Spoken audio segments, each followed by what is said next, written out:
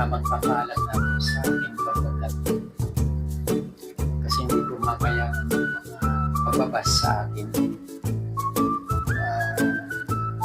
Talagang hindi ko kaya. Kaya doon sa mga followers ko, salamat sa inyong support, sa inyong pagmamahal. Kasi gusto ko nang umalis ko kayo. Gusto ko nang umalis sa aking pagbablog.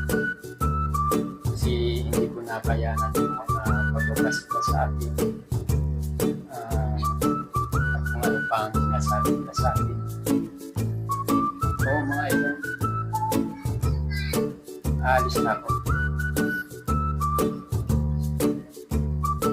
Para magpatuloy mga idol. Yung lahat hindi ako aalis na. Kasi may earnings nito. Kailangan kong pagpatuloy ang aking pagbablog.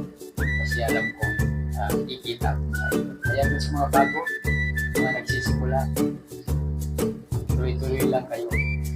Huwag kayo maging suklat. Suklat na huwag kayo ay mapagmahal.